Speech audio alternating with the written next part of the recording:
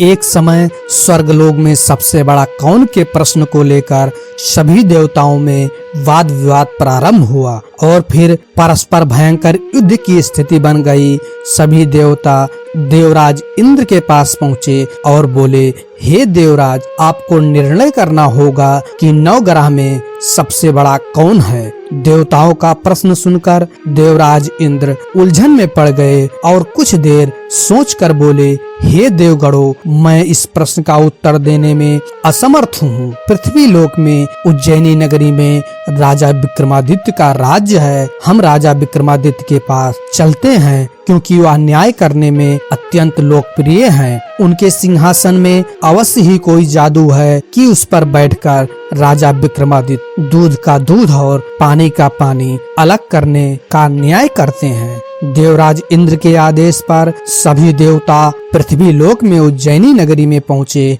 देवताओं के आगमन का समाचार सुनकर स्वयं राजा विक्रमादित्य ने उनका स्वागत किया। महल में पहुंचकर जब देवताओं ने उनसे अपना प्रश्न पूछा तो राजा विक्रमादित्य भी कुछ देर के लिए परेशान हो उठे, क्योंकि सभी देवता अपनी अपनी शक्तियों के कारण महाशक्तिशाली थे। किसी को भी छोटा या बड़ा कह देने से उनके क्रोध के प्रकोप से भयंकर हानि पहुंच सकती थी। तभी राजा विक्रमादित्य को एक उपाय सूझा। उन्होंने विभिन्न धातुओं स्वर्ण, रजत, कांसा, तांबा, सीसा, रांगा, जस्ता, अभ्रक व लोहे के 9 आसन बनवाए। धातुओं के गुणों के अनुसार सभी आसनों को एक दूसरे के पीछे रखवाकर उन्होंने देवताओं को अपने अपने सिंहासन पर बैठने को कहा। सब देवताओं के बैठने के बाद राजा विक्रमादित्य ने कहा, आपका निर्णय तो स्वयं हो गया। जो सबसे पहले सिंहासन पर विराजमान है वही सबसे बड़ा है। राजा विक्रमादित्य के निर्णय को सुनकर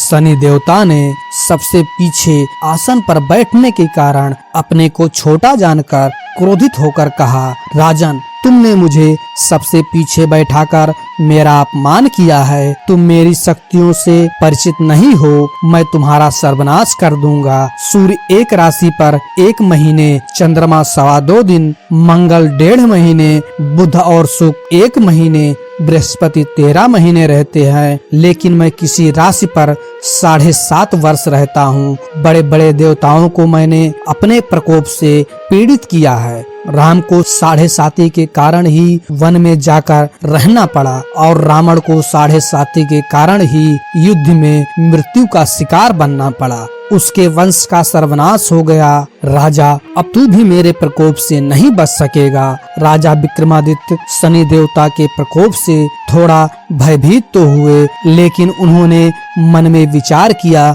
मेरे भाग्य में जो लिखा होगा ज्यादा से ज्यादा वही तो होगा। फिर शनि के प्रकोप से भयभीत होने की आवश्यकता क्या है। उसके बाद अन्य ग्रहों के देवता तो प्रसन्नता के साथ वहां से चले गए, लेकिन शनिदेव बड़े क्रोध के साथ वहां से विदा हुए। राजा विक्रमादित्य पहले के तरह ही न्याय करते रहे। उनके राज्य में सभी स्त्री पुरुष बहुत आनंद से जीवन यापन कर रहे थे। कुछ दिन ऐसे ही बीत गए। उधर शनि देवता अपने अपमान को भूले नहीं थे। विक्रमादित्य से बदला लेने के लिए एक दिन शनिदेव ने घोड़े के व्यापारी का रूप धारण किया और बहुत से घोड़ों के साथ उज्जैनी नगरी में पहुँचे। राजा विक्रमादित्य ने राज में किसी घोड़े के व्यापारी के आने का समाचार सुना तो अपने अश्वपाल को कुछ घोड़े खरीदने के लिए भेजा। अश्वपाल ने वहां जाकर घोड़े को देखा तो बहुत खुश हुआ, लेकिन घोड़ों का मूल्य सुनकर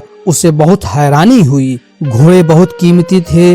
अश्वपाल ने जब वापस लौटकर इस संबंध में बताया तो राजा ने स्वयं आकर एक सुंदर व शक्तिशाली घोड़े को पसंद किया। घोड़े की चाल देखने के लिए राजा उस घोड़े पर सवार हुआ तो वह घोड़ा बिजली की गति से दौड़ पड़ा। तेजी से दौड़ता हुआ घोड़ा राजा को दूर एक जंगल में ले गया और फिर राजा को वहां गिराकर जंगल में कहीं गायब हो गया। राजा अपने नगर को लौटने के लिए जंगल में भटकने लगा, लेकिन उसे लौटने का कोई रास्ता नहीं मिला। राजा को भूख प्यास लगाई।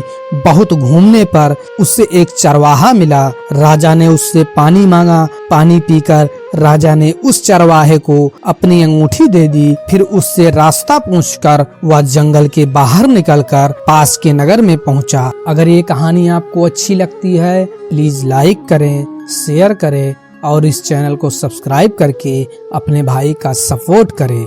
Thank you. जय माता दी, जय हिंद दोस्तों।